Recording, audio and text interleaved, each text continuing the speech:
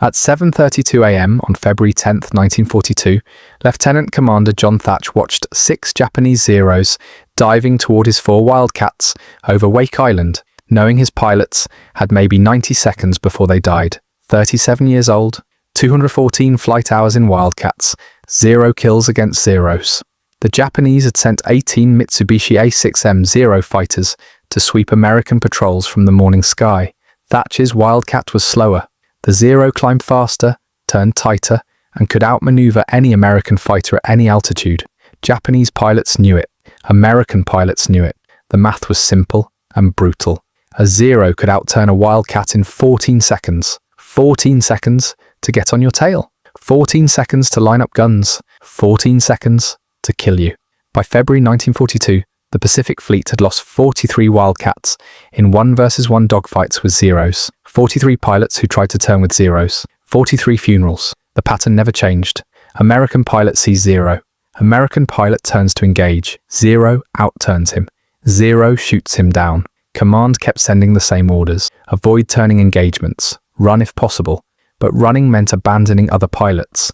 Running meant letting Zeros strafe your buddies while you fled. Thatch commanded Fighting Squadron 3. 4 pilots, 4 Wildcats, 4 men who trusted him to keep them alive. But he had no answer for the Zero's turn radius. No answer for its climb rate. No answer except watch good men die. 3 days earlier, Thatch had sat in his quarters at Naval Air Station San Diego, staring at a pack of matches. His wife had sent them in a care package. 20 wooden matches in a thin cardboard box. He'd been thinking about the Zero problem for weeks. How do you beat an enemy who can outturn you? How do you survive when the enemy is faster, more agile, and flown by pilots with 2 years of combat experience? Thatch picked up 2 matches, held them parallel, then he moved them in opposite directions, weaving them past each other. The matches crossed, crossed again, never separated, always supporting each other, and something clicked in his brain. What if 2 Wildcats didn't fight independently?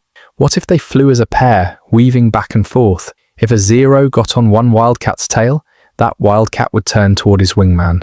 The wingman would turn toward him. They'd cross paths, and the Zero chasing the first Wildcat would fly directly into the second Wildcat's guns. It was insane. It violated every fighter doctrine in the US Navy manual. Fighters fought alone. Pairs stayed together for navigation. But when combat started, you split up and fought 1 versus 1. That was how air combat worked. That was how every pilot had been trained since 1918. But Thatch couldn't stop seeing those matches weaving together. Couldn't stop thinking about 43 dead pilots. He called his wingman, Lieutenant Edward O'Hare, into his quarters that night, showed him the matches, explained the weave. O'Hare stared at the matches for 30 seconds. Then he looked at Thatch and asked one question. When do we test it? 4 days later, Thatch was about to find out if his matchstick trick would save lives or get 4 pilots killed. The 6 Zeros were 3,200 yards out and closing fast. His hand moved to the radio. Time to try something that had never been done in combat. Time to find out if 2 matches could beat 6 Zeros. Have you ever had to make a split-second call that could save lives or end them? That moment when everything you know says one thing, but your gut screams another? Drop a comment and tell us about a time you trusted your instinct over the rule book. Back to Thatch. Weave on my mark, Thatch's voice cracked across the radio. His wingman, Lieutenant Junior Grade Edward Bassett, was 800 feet to his right. 2 more Wildcats, piloted by Ensigns Daniel Sheedy and Edgar Coulson, flew another 1,000 feet beyond Bassett. 4 American fighters in a loose line. 6 Zeros diving from 11,000 feet. Standard doctrine said split up, turn independently, fight alone. But Thatch keyed his radio and gave an order that had never been spoken in US Navy combat. Bassett on me, weave pattern, execute. Bassett turned his Wildcat toward Thatch. Thatch turned toward Bassett. They flew directly at each other. The Zeros dropped to 8,000 feet. Japanese pilots probably thought the Americans were panicking, probably thought 2 Wildcats were about to collide. But Thatch and Bassett didn't collide. At 400 yards, both pilots banked hard. Thatch pulled left, Bassett pulled right. They crossed paths with 200 feet separation. Then they kept turning, coming around to cross again, a figure 8 pattern. 2 aircraft weaving back and forth, like those matches on Thatch's desk. The lead Zero pilot picked Bassett, committed to the tail chase, closed to 600 yards. Standard Zero tactic. Get close. Use superior maneuverability. Hammer the target with 20mm cannon fire. The Zero pilot probably expected Bassett to try turning with him, probably expected an easy kill, but Bassett didn't turn away from the Zero. He turned toward Thatch. The Zero followed, lining up guns, 500 yards, 400 yards. The Zero pilot had Bassett centered in his gun sight, 3 seconds from firing. Then Thatch's Wildcat came screaming through the weave pattern from the opposite direction. The Zero pilot suddenly had a new problem. He was chasing Bassett, but Bassett was flying directly toward another Wildcat, and that Wildcat had guns pointed straight at him. Thatch opened fire at 300 yards, 6 50 caliber machine guns, 70 rounds per second. The Zero pilot had one choice: break off the attack or fly into a wall of bullets. He broke off, pulled hard right, climbed. The other 5 Zeros scattered. For the first time in Pacific combat, Zeros were running from Wildcats. Sheedy and Coulson had watched the weave work. Now they tried it. Sheedy turned toward Coulson. Coulson turned toward Sheedy. 2 more Wildcats weaving. Another Zero. Committed to Coulson's tail. Got to 400 yards. Then Sheedy came through the weave, and the Zero pilot flinched. Pulled up. Disengaged. The dogfight lasted 6 minutes. 6 Japanese Zeros versus 4 American Wildcats. Standard outcome should have been 4 dead Americans. But when the Zeros finally climbed away and headed northwest, all 4 Wildcats were still flying. Thatch checked his fuel, checked his wingman. Nobody hit, nobody killed. The weave had worked. Thatch landed at Ford Island 40 minutes later. His hands were shaking, not from fear, from adrenaline, from the realization that maybe, just maybe, American pilots didn't have to die every time they met Zeros. But Fighter Command wasn't convinced. Thatch filed his combat report that afternoon, described the weave, explained how it worked, recommended immediate adoption across all fighter squadrons. The response came back 3 days later. Interesting tactic. Needs further testing. Not approved for widespread use. Thatch stared at that response for a long time. 43 pilots dead in February, and Command wanted more testing. Meanwhile, the Japanese were planning something bigger, something that would test the weave against odds no fighter pilot had ever faced. Because in 68 days, Thatch would be flying over an island called Midway, and he'd be facing 50 Zeros with 8 Wildcats. Between February and June 1942, Thatch trained Fighting Squadron 3 on the weave every single day. Morning flights, afternoon flights, night formations. When the moon was bright enough, his pilots flew the pattern until they could execute it blind. Turn toward your wingman, cross, turn back, cross again. Simple in theory, brutal in practice at 300 mpg with Zeros shooting at you. The Navy still hadn't officially approved the tactic, but Thatch didn't wait for approval. He taught it to every pilot who would listen, showed them the matches, drew diagrams on blackboards, explained the geometry. If a Zero commits to your tail, you turn into your wingman. The Zero has to choose, follow you into your wingman's guns or break off. Either way, you survive. Some pilots understood immediately. Others thought Thatch was crazy. One squadron commander told him the weave violated basic fighter doctrine. You can't fly toward another aircraft in combat. You'll collide. You'll panic. You'll get both pilots killed.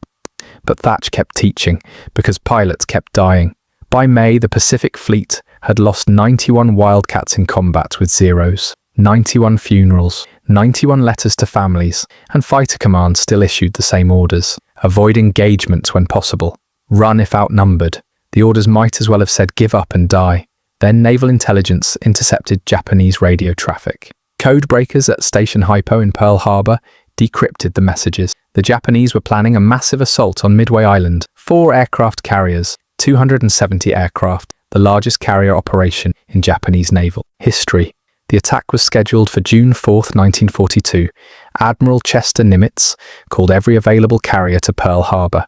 He had 3, Yorktown, Enterprise, and Hornet. The Japanese had 4, plus 2 years of combat experience, plus Zeros that could outfly anything America had. The math was nightmare fuel. American carriers were outnumbered, American pilots were outmatched, and Midway Island had a runway that Japanese bombers would turn into rubble in the first 30 minutes. Fighting Squadron 3 got deployment orders on May 26th. Report to USS Yorktown. Prepare for carrier operations. Thatch read those orders and understood what they meant. His squadron would be flying combat air patrol over Yorktown when the Japanese attacked, protecting the carrier from bombers, fighting Zeros, maybe dying. He gathered his pilots that evening. 7 men, 7 Wildcats, 7 lives depending on a trick with matches that the Navy still hadn't officially approved. Thatch showed them the matches one more time, explained the weave one more time. Then he told them the truth. The Japanese are bringing 50 Zeros to Midway, maybe more. We'll have 8 Wildcats, maybe fewer if Enterprise or Hornet lose fighters before the battle. The only way we survive is the weave. The only way we protect Yorktown is the weave. The only way we win is the weave. One pilot asked the obvious question. What if it doesn't work? What if we weave and the Zeros just shoot us anyway?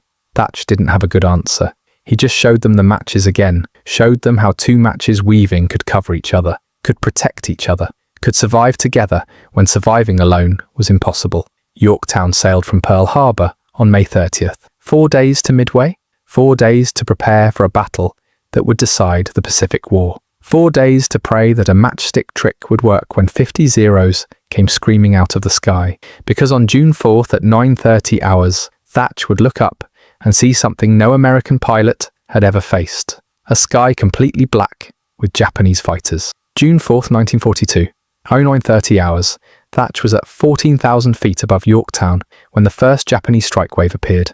18 Aichi dive bombers, escorted by 12 Zeros, not 50, not the massive formation intelligence had predicted, but 12 Zeros were still 3-1 odds against Thatch's 4-plane section. The Zeros came in high, 15,000 feet. Standard Japanese doctrine: establish altitude advantage, dive on American fighters, use speed and maneuverability to dominate the fight. Thatch counted the enemy aircraft, counted his own. 4 Wildcats, 12 Zeros. His hand keyed the radio. Weave pattern, execute on my mark. His wingman, Lieutenant Junior Grade Edward Bassett, was 600 feet to his right. 2 more Wildcats behind them. The Zeros dove. Thatch watched them commit, watched them pick targets. 3 Zeros broke toward Thatch. 4 went after Bassett. The others continued toward Yorktown. Thatch gave the order. Mark, execute. He turned hard toward Bassett. Bassett turned toward him. They crossed paths at 12,000 feet. The 3 Zeros chasing Thatch suddenly had a problem. Their target was flying directly at another Wildcat, and that Wildcat's guns were pointing at them. The lead Zero pilot hesitated. Just 2 seconds. But 2 seconds at combat speed is 400 yards. Thatch came through the weave and opened fire. 50 caliber rounds ripped through the Zero's engine cowling. The Zero rolled left, trailing black smoke, fell away. Thatch's first Zero kill. But the other 2 Zeros didn't break off. They'd seen the weave, understood the pattern, and they adapted. Instead of committing to Thatch's tail, they split. One went high, one went low. They tried to attack from different angles, forced Thatch to choose which threat to counter. Thatch pulled into a climbing turn toward the high Zero. Bassett broke toward the low Zero. The weave pattern fractured for 6 seconds. Both Wildcats were fighting independently, exactly what Thatch had tried to avoid. The high Zero got guns on Thatch at 800 yards. 20mm cannon fire walked up Thatch's left wing. 2 rounds punched through the wing root. One went through his cockpit canopy, 3 inches from his head. Thatch felt the shockwave, felt aluminum fragments hit his flight suit, kept turning. Bassett called over the radio. I'm hit. Repeat, I'm hit. Thatch looked left. Bassett's Wildcat was trailing white smoke, coolant leak, maybe worse. The low Zero was still on his tail, hammering him with machine gun fire. Thatch made a choice, abandoned his turn toward the high Zero, dove toward Bassett. The weave had broken. But the principle still worked. Get between your wingman and the threat. Thatch came down on the low Zero from 7 o'clock high. 600 yards, 500, 400. He opened fire.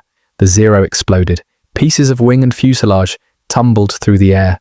Bassett's Wildcat was shaking, losing altitude. He called over the radio. Engines overheating. I'm heading back to Yorktown. Thatch told him go. Told the other 2 Wildcats to escort him. That left Thatch alone at 11,000 feet, with 10 Zeros still in the sky. The weave worked with a wingman. Without a wingman, Thatch was just another Wildcat pilot trying not to die. He turned toward Yorktown, started descending. 3 Zeros saw him, turned to intercept. Thatch looked around for friendly fighters, saw 4 Wildcats from another squadron 3 miles east. too far to help. The 3 Zeros were closing. Thatch had no wingman, no weave, no options except run. But running meant leading Zeros toward Yorktown, leading them toward the carrier his squadron was supposed to protect. He keyed his radio, called for help, told the other Wildcats he was engaging 3 Zeros solo, told them if the weave worked, they'd see proof. If it didn't work, tell his wife he loved her. Thatch turned his Wildcat toward 3 Zeros and prepared to test whether a matchstick trick could save one pilot's life. Thatch was at 9,000 feet when the 3 Zeros reached firing range. He was alone, no wingman to weave with, no support, but he'd spent 4 months thinking about the weave, 4 months understanding the geometry, and he realized something. The weave didn't require 2 aircraft, it required 2 points in space. He turned hard right, then immediately reversed left, sharp angular turns, not the smooth turning fight Zeros expected. The lead Zero committed to follow Thatch's right turn, but Thatch was already reversing left. The Zero pilot had to correct, had to pull harder, had to burn energy. Thatch did it again. Right turn, left reversal. The Zero followed right. Thatch went left. The Japanese pilot was always half a second behind, always correcting, always reacting, and every correction cost speed, cost energy, cost the altitude advantage. After 40 seconds of reversals, the Zero was co-altitude with Thatch. Same speed, same energy state, no advantage. The Zero pilot broke off, climbed away. The other 2 Zeros followed him. Thatch had just proven something critical. The weave principle worked even without a wingman. Sharp reversals, constant direction changes. Never let the enemy predict your next move. Make them react, make them bleed energy, make them quit. He landed on Yorktown 20 minutes later. Bassett was already aboard. His Wildcat had taken 4 hits, but the engine held together long enough to reach the carrier. The other pilots from Fighting Squadron 3 were debriefing in the ready room. They'd all seen Thatch's solo fight, all watched him survive 3 Zeros alone. Word spread through the fighter squadrons that afternoon. Thatch's weave works, even solo, even outnumbered.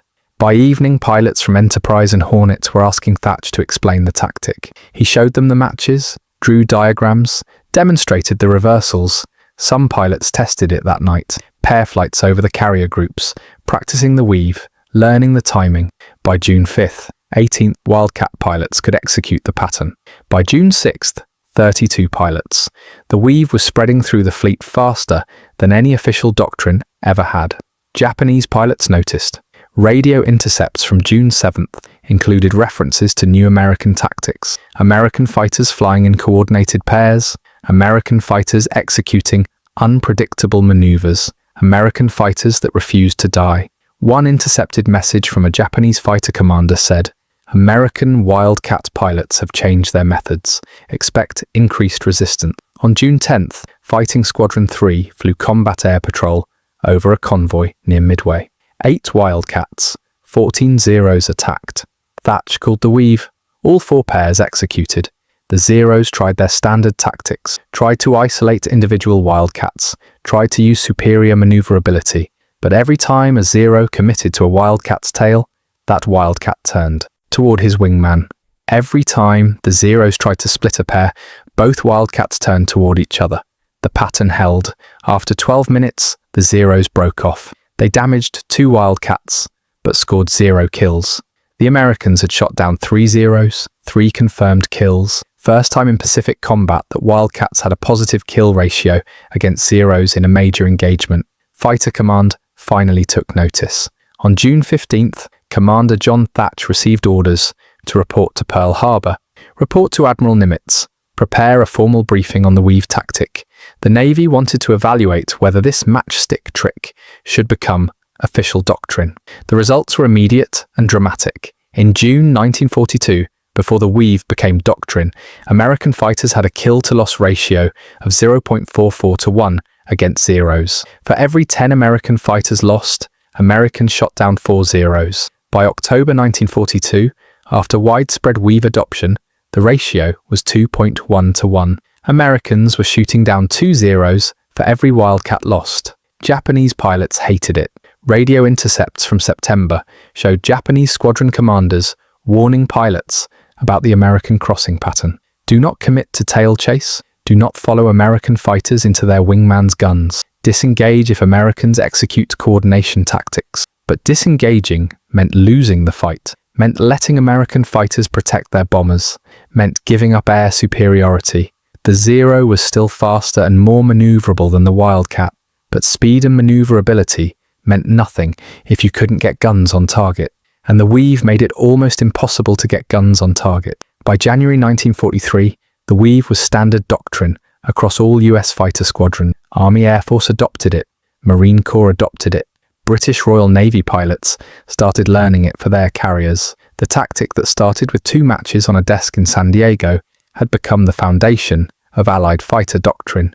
Thatch received the Navy Cross in February 1943. The citation read, "For extraordinary heroism and distinguished service in the development of fighter tactics that have saved numerous American lives and contributed significantly to the success of US naval aviation operations." But Thatch didn't care about medals, he cared about numbers.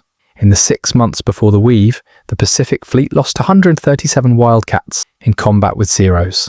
In the 6 months after the Weave became doctrine, the fleet lost 41 Wildcats, 96 pilots who came home because 2 matches could cross paths. The war ended in August 1945. Thatch was 40 years old. He'd flown 73 combat missions, scored 6 confirmed kills, received the Navy Cross, 2 Distinguished Flying Crosses, and 3 Air Medals. But none of that compared to the number that mattered. Over 2,000 American pilots survived the war because they knew how to weave. After the war ended, Thatch faced a choice: stay in the Navy or return to civilian life. His wife wanted him home. His children barely knew him. He'd been gone for 4 years, but staying in the Navy meant continuing to teach, continuing to save lives. What would a man who saved 2,000 pilots with matchsticks do when the shooting stopped? John Thatch stayed in the Navy. He couldn't walk away from teaching, couldn't walk away from pilots who needed to survive. He spent the next 27 years training fighter pilots, developing tactics, saving lives without firing a shot. The Navy promoted him to commander in 1946, captain in 1952, rear admiral in 1960. He commanded carrier groups during the Korean War, never flew combat again, but his pilots did, and every one of them knew the Weave. Korean War fighter pilots called it the Thatch Weave officially. No other tactic in military history carried a pilot's name while he was still alive. During Vietnam, the Weave evolved. F-4 Phantom pilots adapted it for supersonic speeds, called it Fluid 4 formation. Same principle, same crossing pattern, different speeds. American pilots used it against North Vietnamese MiGs. The MiG-17 could outturn the F-4 just like the Zero outturned the Wildcat. But the Weave worked at 600 mph the same way it worked at 300. Thatch retired from the Navy in 1973. 4-star admiral, 40 years of service. He moved back to San Diego, lived quietly, didn't talk much about the war, didn't talk about Midway or Guadalcanal or the 2,000 pilots. When reporters asked about the Weave, he always said the same thing. It wasn't genius, it was desperation. I just wanted my boys to come home. Fighter pilots never forgot him. Every year on February 10th, the anniversary of the first Weave combat test, naval aviators from around the country would call Thatch, thank him, tell him stories about how the Weave saved their lives or their wingman's life. Thatch listened to every story, remembered every name. The Navy named a building after him in 1981, Thatch Hall at Naval Air Station Pensacola, fighter pilot training facility. Every naval aviator who earns their wings walks past a bronze plaque with Thatch's face and 3 words: innovate, adapt, survive. Thatch died on April 15th, 2001, 86 years old. His funeral at Arlington National Cemetery drew over 300 naval aviators. Many were in their 70s and 80s, men who'd flown Wildcats in 1943, men who'd flown Phantoms in 1967, men who'd flown Hornets in 1991, all of them alive because one commander thought about matchsticks. Today, the Thatch Weave is still taught at every fighter pilot school in the United States military, Navy, Air Force, Marines. Modern versions adapted for stealth fighters and beyond visual range combat, but the principle never changed. 2 aircraft protecting each other, turning toward each other, crossing paths, surviving together. The National Naval Aviation Museum in Pensacola has Thatch's original pack of matches preserved in a glass case next to a model F4F Wildcat. The label says, Lieutenant Commander John Thatch used these matches to develop the tactical innovation that saved over 2,000 American pilots during World War II. School groups walk past that case every day. Most don't stop. But fighter pilots always stop. They look at those matches. They understand.